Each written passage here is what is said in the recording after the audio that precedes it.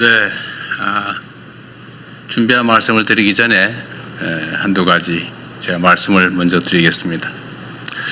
우리 강기정 시장님 그리고 김영록 지사님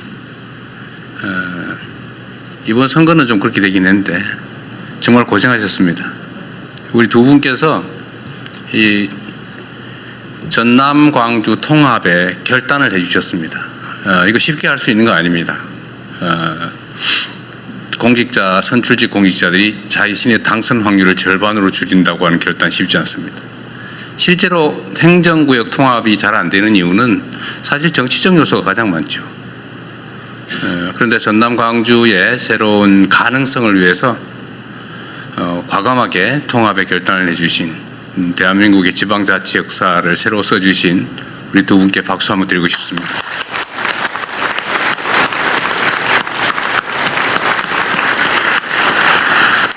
의전팀이 왜 두 분을 이렇게 멀리 떨어뜨리는지 모르겠어요. 네.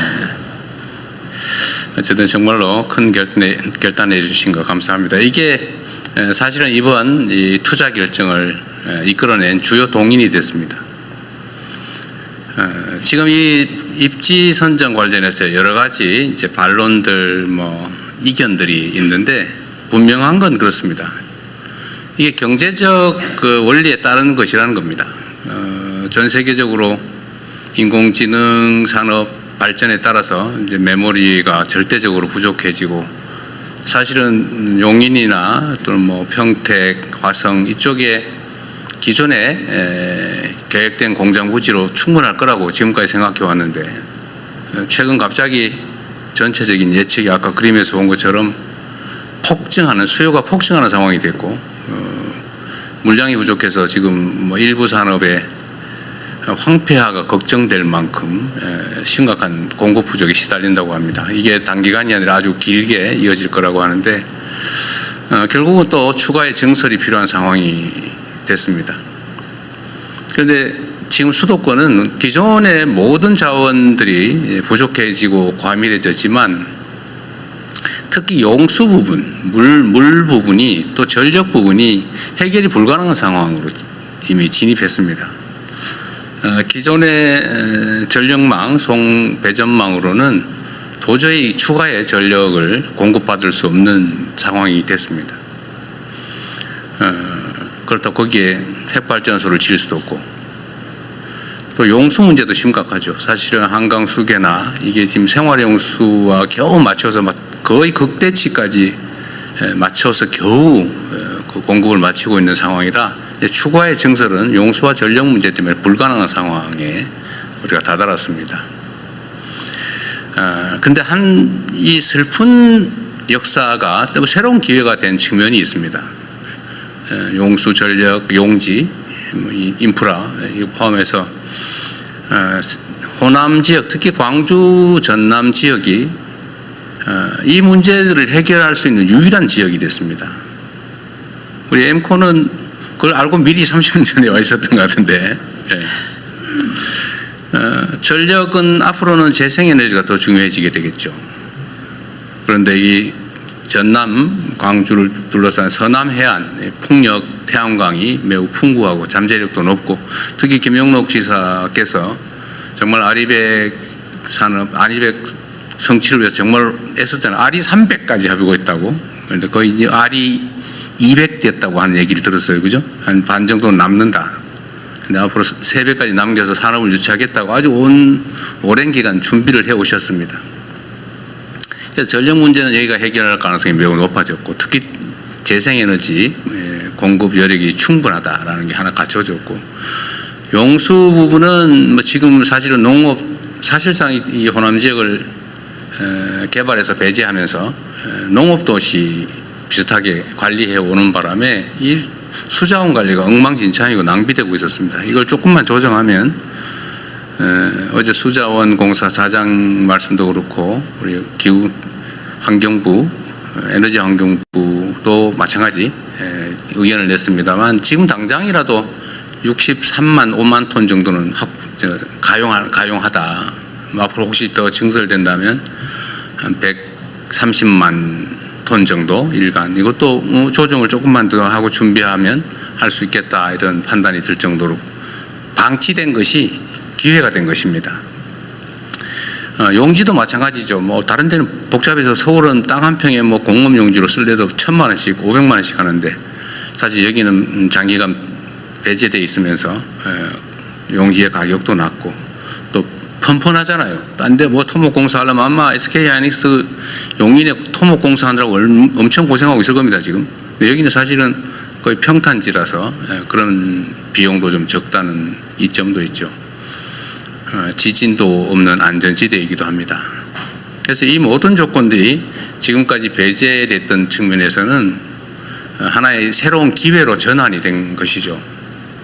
그리고 정부 입장에서는 매우 중요한 정책 목표가 있습니다. 지금처럼 수도권 1국 체제로 계속 가면 나라가 망한다. 반드시 국토를 효율적으로 제대로 쓸 수 있도록 균형을 맞춰야 된다는 게 저의 생각이고 많은 사람들이 동의하는 바입니다. 이번 국민주권정부의 핵심 과제죠. 국토 균형 발전을 통해서 포용적 지속 성장을 이뤄낸다. 피할 수 없는 핵심 과제입니다. 그래서 이 정부가 하는 역할 중에는 이런 객관적인 조건들을 잘 맞춰서 국토 균형 발전이 가능하도록 하는 것이죠.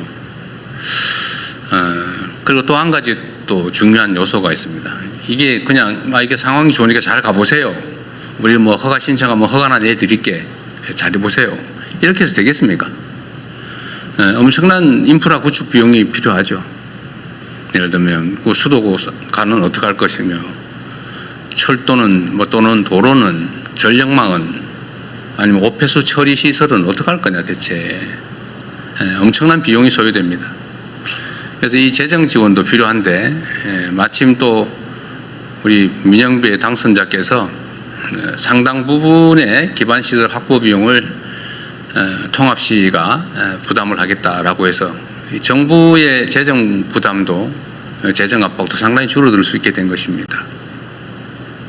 이런 것들을 차곡차곡 하나씩 맞춰서 광주 전남에 가도 호남 서해 서남 해안으로 가더라도 손해가 아니라 훨씬 더 나은 기업활동 상황을 만들 수 있겠다라고 판단하게 만든 것이 정부의 역할이고 또 그 점에서는 어느 정도 성공을 하고 있다고 보여집니다.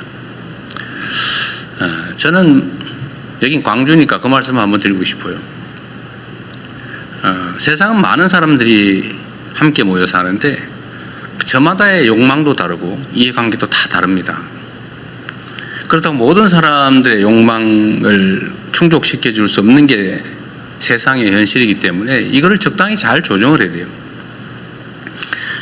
누군가 억울하지 않게 어느 지역도 억울하지 않도록 또 합리적이고 예측 가능한 그런 질서를 만들어내는 게 바로 국가가 소위 위임받은 권력이 해야 될 일인 것이죠. 그런데 안타깝게도 우리 대한민국은 그러지 못했습니다. 역사적으로. 대한민국 정부 수립 이래로 불가피한 측면이 있지만 우리가 가진 자원과 기회를 한쪽에 몰아가지고 올인했죠. 수도권 영남에 올인했습니다. 그 결과 수도권 집중이 발생했고 지방 소외가 발생했고 지방 소외 중에서도 영남과 호남을 차별하면서 약간의 의도도 있었던 것으로 생각됩니다. 한때. 그것이 물론 뭐 상당한 성과를 냈습니다. 산업화에 큰 기반이 됐겠죠. 자원을 효율적으로 한쪽으로 집중함으로써 효율이 생겼을 겁니다. 그러나 어쨌든 그 결과로 동서 간에 엄청난 차별이 발생했죠. 격차가 발생했습니다. 얼마나 서럽고 외롭고 슬펐겠습니까? 그 긴 시간을. 그런데 이 양무 호남 시무 국가라고 어떤 분이 말씀하셨는데 이 민주주의라고 하는 게 지금은 이 경제 성장 발전을 위한 정말로 중요한 장치가 됐어요. 효율적이고 예측 가능한 공정하고 투명한 질서가 아니면 현대 국제 경쟁을 할 수가 없습니다. 그 비효율을 가지고 예측 불가능성을 가지고 어떻게 경쟁하겠어요? 이 민주주의라고 하는 걸 만들고 또 지켜오고 또 지금의 이 세계가 부러워하는 모범적 민주국가로 발돋움하게 된 것은 많은 우리 국민들의 노력의 결과이긴 하지만 그 중에서도 호남의 노력이 매우 컸다 이렇게 생각합니다. 배제되고 서럽고 소외됐지만 그럼에도 불구하고 민주주의를 지켜왔죠. 그 결과가 대한민국이 산업화에 이어서 민주화를 이뤄내고 또 전 세계적인 모범이 되었을 뿐만 아니라 합리적 경제 활동의 토대를 만들어서 우리 기업인들이 예측 가능한 상황에서 합리적인 최선의 결정을 할 수 있게 되었던 것입니다. 저는 이게 우연이 아니라 대한민국의 우리 국민들의 이 위대한 DNA가 우리 기업들이 합리적으로 경쟁하고 최선을 다하고 국가적인 또 국제적인 경쟁력을 갖게 된 하나의 원인이라고 생각합니다. 물론 그 핵심은 우리 당사자들의 노력이겠죠. 그러나 그 토대에는 우리의 민주주의적인 DNA 또 민주주의를 위한 치열한 투쟁의 결과가 있었다 이렇게 생각합니다. 다행스럽게도 이제 그 서름을 조금이나 벗어날 수 있는 기회가 생긴 거예요. 이게 전부를 완전히 균형을 맞출 수는 없겠지만 소외와 배제, 슬픔과 억울함을 조금이라도 만회하고 동서가 또는 수도권과 지방이 균형 성장하는 첫 출발이 될 것 같습니다. 이게 저는 오늘 이 정책 발표를 하면서 제가 느끼는 소회입니다.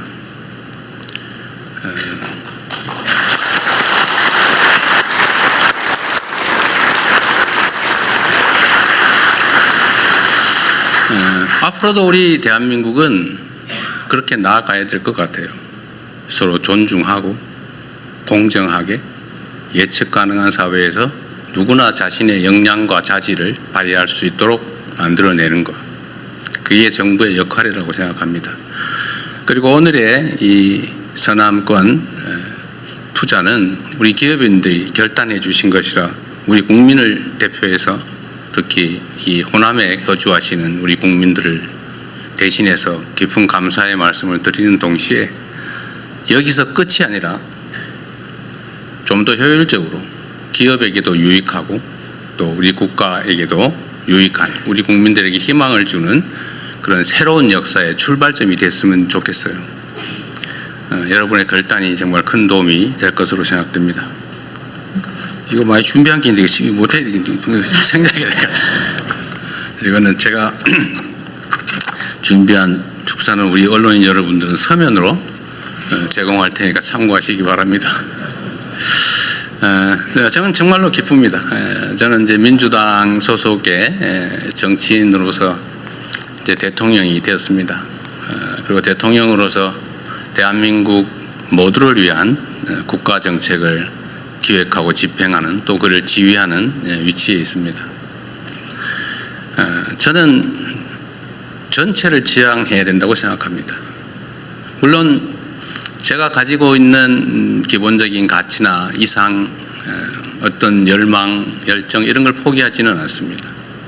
그 두 가지가 잘 조화되어야 되겠죠. 전체를 위해서도 유익하고 또 한편으로 우리가 가졌던 꿈이나 이상들을 포기하지 않아야 된다고 생각합니다. 아까도 제가 국무회의 때 말씀드렸는데 영남은 지금 인구가 1330만인가 그러고 이 호남은 지금 현재 500만이 안 된다고 하죠. 그러나 해방 이후에는 호남 지역이 인구가 더 많았다고 해요. 왜 그렇게 됐을까? 그건 우리의 아픈 또는 슬픈 축적된 역사의 결과죠. 이제는 조금이라도 교정을 할 수 있게 돼서 참으로 기쁩니다. 우리 이 지역에도 이제 새로운 희망이 생기면 좋겠습니다. 약속드렸던 것처럼 제가 직접 관할해서 집행을, 기획을, 총책임을 또 최종 책임을 확실히 지겠습니다.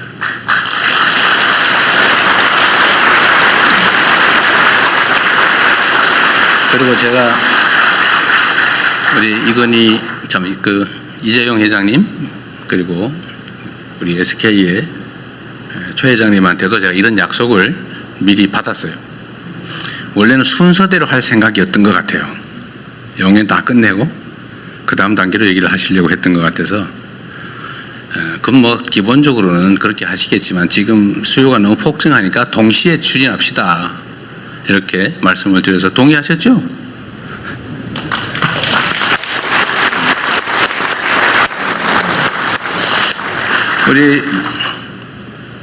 우리 삼정의 우리 사장님 이름을 제가 기억 못 죄송합니다. 전용년. 네, 우리 사장님이 정부의 약속을 받고 싶어 하시잖아요. 그래서 아까 확인은 사살을 하시고 계시던데, 또 우리 민영배 당선자께서도 내일부터는 정부가 지원하게 될 최대 20조 원 안에서 한 5조 원쯤에서부터 20조 원까지 필요하면 다 쓰겠다 이렇게 약속하셨잖아요. 제가 우리 지방정부만 다 책임져라 절대 그러지 않을 겁니다. 적정한 부분에 비율 부담을 하기로 약속하셨는데 이런 현실적인 약속을 우리가 드리고 실제로 집행을 할 겁니다. 정말 얼마나 빠르게 이 일이 실행될 수 있는지를 제가 직접 체크해서 보여드리도록 하겠습니다. 그래서 이 동시에 진행을 해서 적정하게 이 지역에도 이게 그냥 정치인들이 하는 정책쇼 보여주기가 아니고 진짜구나 꼭 보여드리고 싶어요. 실제로 과거에 보면 그런 경우가 꽤 있었거든요. 막 서류로 막 퍼포먼스는 좋았는데 나중에 보니까 없어요. 잊어버리고 좀 말해도 소용없고 저는 그렇게 안 하고 싶습니다. 그리고 그렇게 하기에는 이 호남 지역이 너무 지금 심각해요. 그래서 동시에 진행하도록 하고 어쨌든 정부에서 재정 지원이든지 인프라 구축이든지 거주 교육 뭐 여건이든지 문화 뭐 보건 여건이든지 최대로 잘 만들어내겠습니다. 하여튼 저로서는 참으로 기쁘고 의미 있는 날입니다. 제가 대통령을 1년 조금 넘게 제가 재임했는데 여러 가지 보람 있는 일이 있었지만 이 호남에 대규모 투자를 하실 수 있도록 좋게 말하면 유도, 좀 심하게 얘기하면 유인, 억압 강요는 하지 않았습니다. 어쨌든 정부의 정책을 잘 조정해서 이런 환경을 만들어내고 기업의 결단을 이끌어낸 이 일이 가장 보람이 있는 일입니다. 제가 너무 즐거워서 말이 많았는데 감사드립니다. 그리고 전남 광주 특별 시민 여러분 축하드립니다. 네, 대통령님의 정말 깊고 솔직한 소회의 말씀 잘 들었습니다. 다시 한번 박수 부탁드립니다.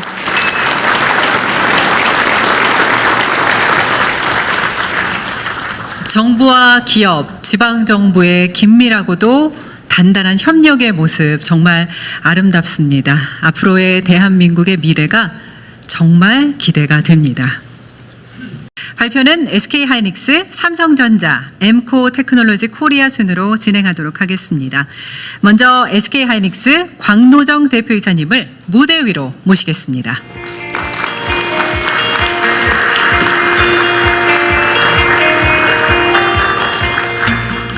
네, 존경하는 이재명 대통령님, 그리고 늘 저희 SK하이닉스를 성원해 주시는 국민 여러분과 내외 기민 여러분, 안녕하십니까? SK하이닉스 CEO 광노정입니다. 오늘 저는 선원권의 새로운 생산 기반을 구축하고 기술 경쟁력을 높이기 위한 SK의 투자 계획과 비전을 말씀드리고자 합니다. AI 산업은 학습의 단계를 넘어 이제는 실제 서비스가 본격적으로 확산되는 시대로 진입했습니다. 이에 따라 메모리 수요가 최근 폭발적으로 증가하고 있습니다. 또한 AI 시대에서 메모리는 단순한 부품이 아니라 AI 성능 자체를 결정짓는 핵심 인프라로서의 역할이 커졌습니다. 향후 미래 수요가 폭발적으로 증가한다는 그런 전제 하에 SK 하이닉스는 용인 클러스터만으로는 충분히 수요를 충족하기 어려워 새로운 반도체 클러스터가 필요하게 되었습니다.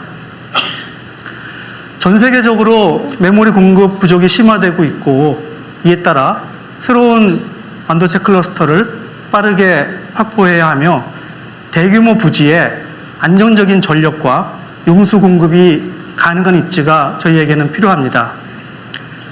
그런 측면에서 서남권은 반도체 클러스터에 필요한 조건을 만족할 것으로 기대되는 입지입니다. 저희는 서남권 클러스터에 생산 기반을 구축해서 글로벌 메모리 수요에 대응해 나가도록 하겠습니다.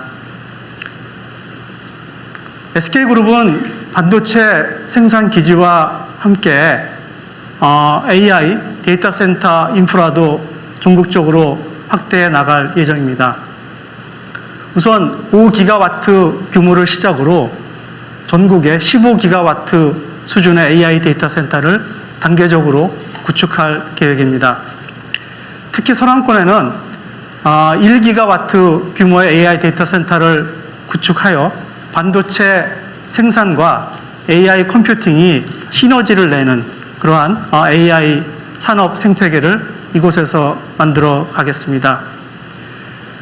잘 아시는 것처럼 대한민국은 이미 세계 최고의 반도체 경쟁력을 보유하고 있습니다. 이 경쟁력은 수십 년에 걸친 국가와 기업의 협력 그리고 온 국민의 노력이 만들어낸 결과입니다. 이제 그 토대 위에서 글로벌 AI 인프라의 다음 단계를 만들어야 할 때입니다. 이제 SK는 서남권을 또 하나의 생산 거점으로 확장하고자 합니다. 대한민국 AI 반도체의 새로운 도약, 이곳 서남권에서 SK가 시작하겠습니다. 감사합니다. 네, 발표해 주신 SK하이닉스의 광노정 대표이사님께 감사드립니다. 다음은 삼성전자의 서남권 투자계획 발표가 있겠습니다. 발표를 맡아주실 삼성전자 전영현 부회장님을 무대 위로 모시겠습니다.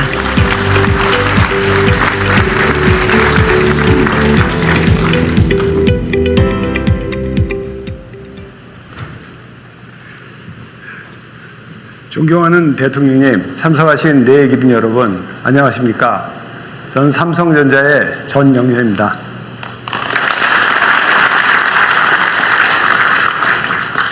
오늘 그 반도체 투자라든가 이 거점 투자는 SK 하이닉스의 광노정 사장이 많은 내용을 발표해 주셔서 사실은 내용상으로는 저희하고 이제 많이 이제 겹치지만 저희 삼성의 투자 전략은 제 삼성을 대표해서 호남 지역 전체 투자 계획에 대해서 오늘 말씀드리는 자리가 되겠습니다. 저희 삼성은 호남의 글로벌 첨단 반도체, AI 데이터 센터, 미래 에너지 등 첨단 산업 분야를 중심으로 약 425조 원을 투자할 계획입니다. 특히 반도체 메인팹을 신규 투자해서 광주를 글로벌 반도체의 거점으로 만들 계획을 하고 있습니다. 또한 AI 데이터 센터 등 미래 산업에 집중 투자하여 호남 지역에 양질의 일자리를 창출하는 데 기여하도록 하겠습니다. 우선 저희 투자의 가장 메인이 되는 반도체 시장에 대해서 말씀드리고자 합니다.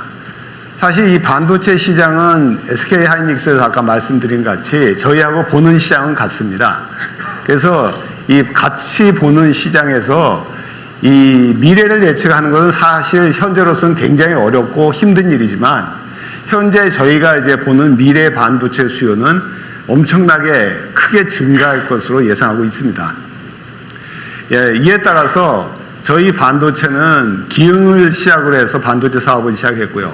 그것이 화성 단지를 다 채우고 지금 평택이 거의 공장 입장에서 마무리 단계에 있고 또한 그 다음 단지인 용인 국가산단의 투자 일정이 점점 빨라지고 있습니다.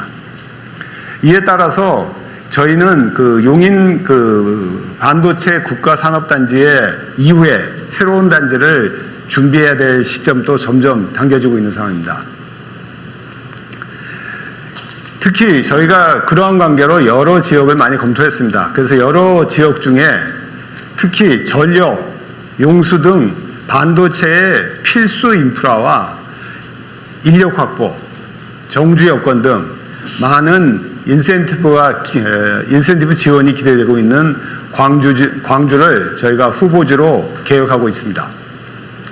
이와 같은 모든 여건이 마련되면 광주의 펩 2기를 시작으로 해서 약 400조 원의 투자를 계획하고 있습니다. 이를 통하여 수도권과 함께 대한민국 반도체 산업을 이끄는 차기 반도체 클러스터가 될 것이라고 확신합니다. 이와 함께 해남 솔라시도에는 약 17조 원을 투자해서 국가 AI 데이터 센터를 구축하도록 하겠습니다. 솔라시도 데이터 센터가 국가 AI 컴퓨팅 센터인 만큼 정부에서도 빠른 시일 내에 최고 가동률을 이루도록 적극 지원해 주시기를 다시 한번 부탁드리겠습니다. 저희 민관이 협력하면 대한민국의 AI 전환이 빨라지고 같이 협력하여 전환에 앞장서겠습니다. 또한 정부의 무탄소 에너지 정책에 적극 동참하고 에너지 자립 실현에 기여하도록 하겠습니다. 원전 기반 수소와 그린 수소 생산 기술에도 적극 투자하도록 하겠습니다. 다만 이러한 계획들은 개별 기업의 노력만으로는 한계가 있습니다. 어제 대통령님께 하신 그 국민보고회에서도 대통령께서 신속한 저희 원스톱 행정을 약속해 주셨고요. 또 국가산단에 필요한 전력과 용수의 안정적이고 경쟁력 있는 공급 등 핵심 인프라를 확실하게 준비해 주시겠다고 답변해 주신 데 대해서 이 자리를 빌어서 다시 한번 깊게 감사드립니다.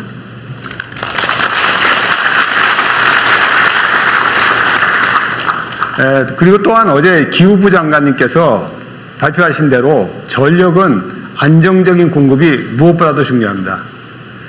이를 위해서 재생에너지의 가능성을 보완할 원전 확대 및 PPA를 적극 추진해 주시고 LNG 열병합 발전도 반드시 추진될 수 있도록 다시 한번 부탁드리겠습니다.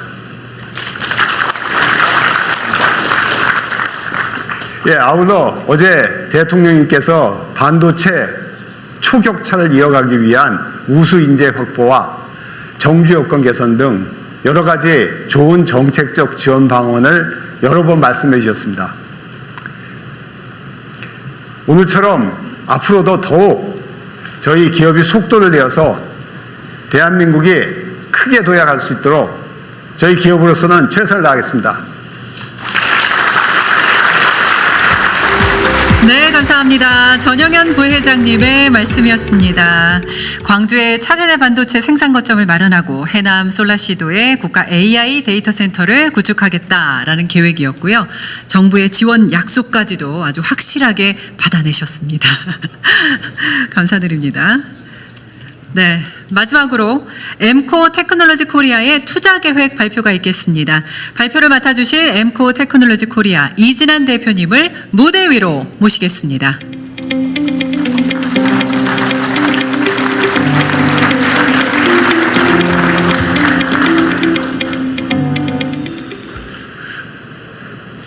안녕하십니까. 엠코 좀 더 쳐치시죠. 엠코 테크놀로지 코리아 대표이사 이진아입니다. 30년 전에 광주 사업장을 설립할 당시에 내부적으로 반대가 심했습니다. 그럼에도 불구하고 현재 광주에서 수출 1위 기업이 되었고 AI가 요구하는 첨단 패키징 기술의 원조가 되었습니다. 오늘 이 자리에서 지역균형 발전에 기여할 수 있도록 저희 광주 사업장 확장 투자를 하게 되어 기쁘게 생각합니다. 반도체 시장은 이미 AI와 고성능 HPC가 주도하여 이미 1조 달러를 넘어섰습니다. 5년 이내에 1조 6천억 달러까지 성장한다는 것이 일반 시장에서의 예측입니다. 반도체 생태계를 보면 크게 디자인, 그다음에 전공정인 반도체 제조, 후공정, 패키징, 앤 테스트가 있습니다. 팹리스는 엔비디아 주도해서 드라이브하고 있고 파운드리는 TSMC가 주도하고 있습니다. 종합 반도체인 IDM은 우리나라의 자랑 삼성과 SK 하이닉스가 주도하고 있습니다. 오사트는 전체 시장의 한 5% 정도로 작지만 꼭 필요한 분야이며 저희가 속해 있습니다. 오사트는 전체 시장의 한 5% 정도 되고 있고 그 시장에서 저희가 15%를 차지하고 있습니다. 요즘에 첨단 패키징이 부각되고 있는데 그 이유는 그동안에 칩 레벨에서 무어의 법칙을 구현해 왔습니다. 그런데 트랜지스터를 스케일링 다운하는 물리적 한계에 직면하고 있어 패키징 단계에서 첨단 패키징 기술인 칩넷 그리고 헤테로지니어스 인테그레이션 기술을 이용하여 다양한 기능의 칩넷을 하나로 통합하여 고성능 시스템을 구축할 수 있기 때문입니다. 저희 엠코에서는 실리콘 인터포즈를 이용한 2.5D, RDL 인터포즈를 이용한 S 스위프트, S 커넥터라는 실리콘 별치를 이용한 기술을 보유하고 있습니다. 엠코는 여기에 모르시는 분들이 상당히 있을 것 같아서 간단히만 소개를 드리겠습니다. 엠코는 아메리카와 코리아의 합성어입니다. 미국 애리조나에 본사를 두고 있고요. 지난해는 67억 불 정도 매출을 올렸고 전 세계 3만 1,000명이 근무하고 있습니다. 전 세계 8개 나라에 20개 이상의 제조 사업장을 가지고 있다는 부분이 특이한 부분입니다. 최근에 미국 애리조나에 반도체 제조 사업장을 건설하고 있고 내년 말에 제조 사업장 생산에 들어가게 됩니다. 엠코 테크놀로지는 1968년도에 미국의 엠코가 설립이 되어 주로 마케팅, 세일즈, R&D를 담당해왔고 한국에서는 아남산업이라는 제조 사업장을 담당을 하였었습니다. 엠코 테크놀로지 광주 사업장은 1996년도 첨단에 설립을 하게 되었습니다. 송도 K5 사업장은 첨단 패키징 그리고 테스트, 턴키 서비스를 하고 있고 또한 R&D, 글로벌 R&D 센터가 있습니다. 지난 2023년도에 베트남에 신규 사업장을 시작하여 지난해에는 3천억 불의 매출을 올렸고 내년 12월에는 미국 사업장이 생산에 들어가게 됩니다. 올해는 송도 사업장에 테스트 익스펜션을 진행을 하고 있고 또한 광주 사업장 첨단 패키징 확장을 추진하고 있습니다. 엠코는 우리나라에 송도, 부평, 광주 3개의 사업장을 가지고 있으며 연매출 5조 이상을 달성하고 있습니다.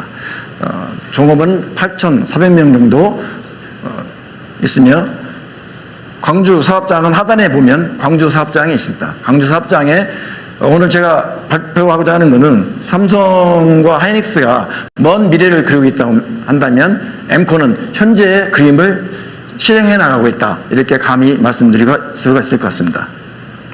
광주입니다. 광주는 제가 지난번 12월 달에 대통령님께 땅은 있다고 말씀드렸는데 있는 땅에다가 페이지 1, 페이지 2 단계별로 확장 투자를 진행하고 있습니다. 5월 10월 달이면 페이지 1을 착공을 해서 내년 12월에면 생산에 들어갑니다. 페이지 1에는 한 5천억 정도 투자가 예측되어 있고 페이지 2는 현재 비즈니스 상황이 좋아지고 있어서 페이지 2도 5천억 이상을 투자를 계획을 하고 있습니다. 총 1조 이상의 투자를 통해 1,000명 이상의 신규 인력을 창출할 수 있을 것으로 기대하고 있습니다. 광주 사업장 신축 프로젝트 효과를 보면 이로 인해서 광주가 반도체 첨단 패키징 클러스터의 초석이 될 것이다. 감히 예측해 봅니다. 특히 국내의 글로벌 첨단 기업들이 광주 전담의 기업 투자 환경을 재평가하는 계기가 되기를 저는 기대합니다. 저희들은 30년 이상을 여기에서 직접 운영을 해봤기 때문에 거기에도 제가 전에도 말씀드린 바 있지만 때로는 광주의 우수한 인력들이 일자리가 없으니까 서울 수도권으로 이전을 합니다. 저희도 송도에 사업장이 있기 때문에 광주에서 인력을 확보해서 인력을 트레이닝시켜서 송도로 이전한 실적인 사례가 있습니다. 또한 저희들이 여기에서 확장을 통해서 한국 반도체 패키징 및 테스트 산업의 국제 경쟁력 강화도 이루어질 것으로 기대합니다. 특히 아리백을 실현하는 첫 반도체 사업장으로 글로벌 입지 경쟁력 강화는 물론이고 페미스라든지 파운드리 기업들이 광주에 투자 또는 성장을 지원하는 반도체 에코시스템 확대가 선화권에서 이루어지기를 기대합니다. 감사합니다.